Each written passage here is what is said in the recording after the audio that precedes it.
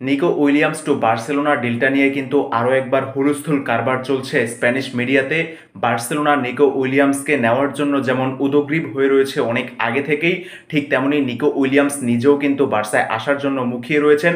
কিছুদিন আগে তিনি তো একেবারে প্রকাশ্যে বলেই দিয়েছেন যে বার্সেলোনার হয়ে খেলার জন্য আমি একেবারে মুখিয়ে অপেক্ষা করছি।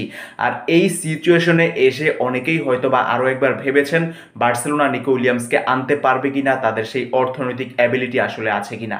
তবে এটাই সুখবর যে নিকো উইলিয়ামসকে আনার মতো একটা অর্থনৈতিক স্ট্যাবিলিটি বার্সেলোনা তৈরি করে ফেলেছে। 58 মিলিয়ন ইউরোর একটা release clause plus add on বা বোনাস সবকিছু মিলিয়ে নিকো উইলিয়ামসকে আনার জন্য অ্যাথলেটিকো বিলবাওয়ের কাছে বার্সা প্রস্তাব করেও ফেলেছে বা করে রেখেছে বলতে পারেন।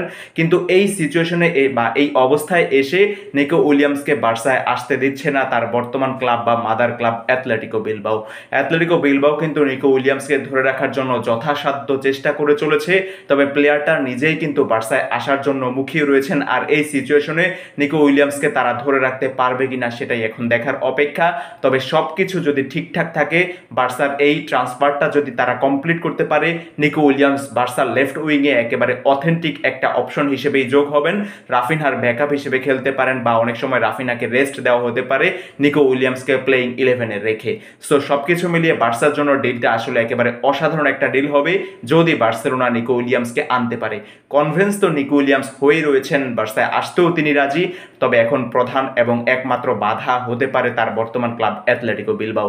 আর এই বাধাটা টপকে নিকো উইলিয়ামসকে যদি আনা যায় তবে এই ডিলটা বার্সার জন্য একেবারে সোনায় সোহাগা হবে। এখন দেখা যাক বার্সা আসলে নিকো উইলিয়ামস ডিলটা একেবারে কমপ্লিট শাটডাউন করে ফেলতে পারে কিনা।